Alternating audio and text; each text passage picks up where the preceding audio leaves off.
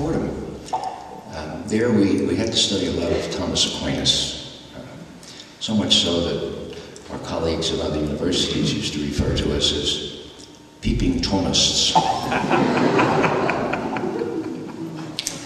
One thing I remember, though, really helped me, and that is Thomas Aquinas' disappointment that there was no word in Latin, the language in which he wrote, for the virtue of anger. Does that sound good? I'll say it again. The virtue of anger. He said the word for that, manati nominata, remains unnamed. See, for Aquinas, he bought the Pythagorean idea where virtue is in the middle, okay? Too much of something, no good, too little, also no good. So, take courage, for example. Courage is just enough of what you need. Foolhardiness, no good. Timidity, also no good, okay?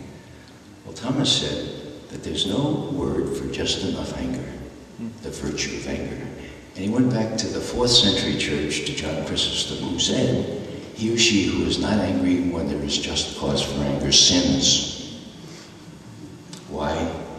Because anger respici bonum justitiae. Anger looks to the good of justice, and if you can live amid injustice without anger, you are unjust. And Aquinas added his own little corollary to that. He spoke of unreasoned patience. That's the best we can do in the English translation. Unreasoned patience. Think about what that could mean, folks. Think about Germany in the 30s.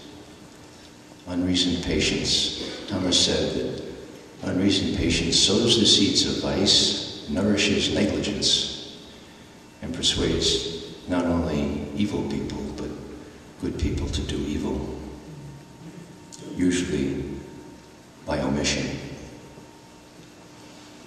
And you know, if you look at my favorite story from the Christian scriptures, the Good Samaritan story, Jesus is very clear who he's criticizing in that story, isn't it? What was the big crime there? Well, it started out with an armed robbery, right? Does Jesus take off after the robbers? Not a word. Who is Jesus criticizing there? The sins of omission, the priest and the Levite, who didn't have pity on the Anawim, on the poor stranger who was left by the side of the road. So it's these sins of omission that Thomas Aquinas, I think, is railing against when he talks about unreasoned patience. Now, I learn a lot. I learned to learn from my 5 children. But now that I've had that learning experience, I'm really good about learning from my grandchildren. And little Claire, who was 4 years old at the time, lives in Oakland with my daughter and her husband. And I was on TV at this, on Lara one night, and Kathleen knew I was going to be on, so she and Claire were watching. And then when it was over, Claire went to my daughter and she said, "Mommy, that was Grandpa." And Kathleen said, "Yeah, that was Grandpa." And Claire said, "Well, Mommy, that means the other people are real too."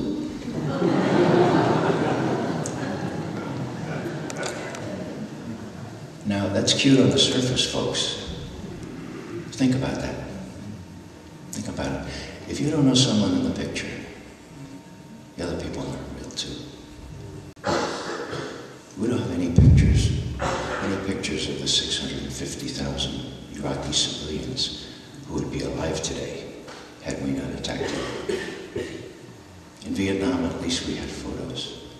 At least we had journalists on the beat there. And that's largely what turned public sentiment around. And so this is really a basic flaw that we can keep our distance from this war. Less than 1% of Americans are touched by it in an immediate way.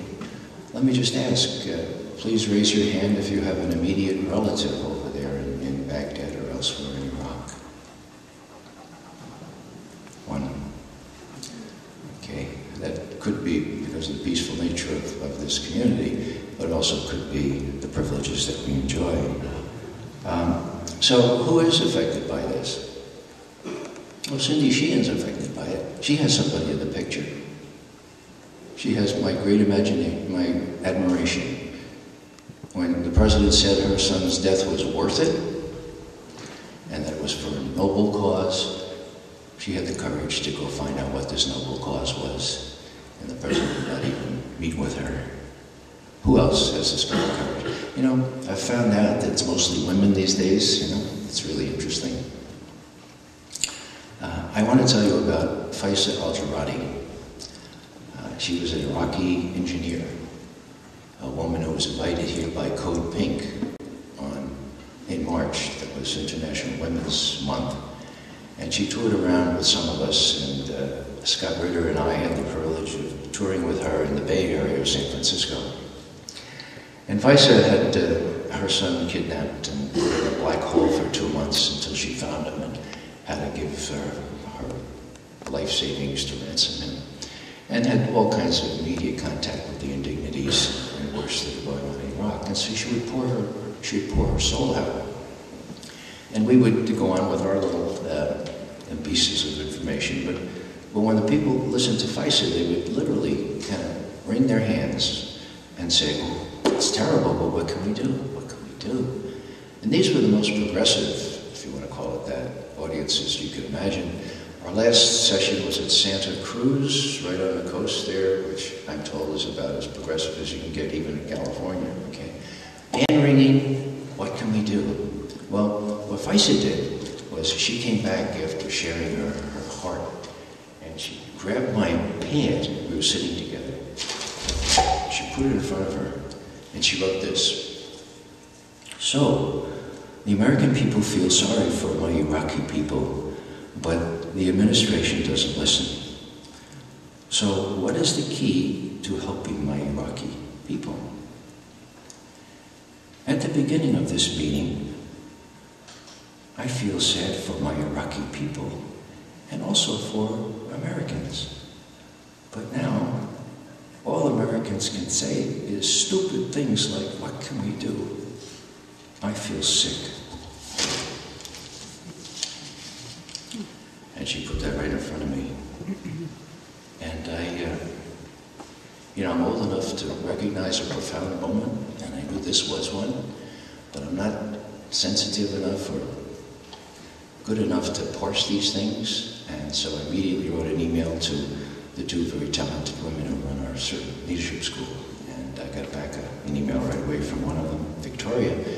And she said, Ray, let me remind you of the racial sensitivity training that we took, the Damascus Road training. Some of you may be familiar with that, on our staff. And do you remember when the trainer, he said, he put his foot down and he said, you know, you've got your foot on my neck, and it's very well to hear that you didn't realize you had your foot on my neck, or that you're really sorry of it, but it's not about that, it's about getting your foot off my neck now. You know? I said, yeah, I remember that. And then she said, do you remember how he looked out at us? Most of us were white at that time. I'm happy to say that our staff is very different now. But he looked at us and he said, you know, you white people, you have no idea the knapsack of privilege and power that you have carried around with you, just by virtue of the color of your skin, the education that you've been subjected to, the advantages that some of us have not had. If you are willing to become aware of that, and if you are willing to stick your neck out, you could change things, because you have the power to do so. Now, I don't have anything against necks. There are convenient connections between head and torso. But my friends, if there is nothing for which you will risk that neck, then it has become your idol. And necks are not worthy of idol worship.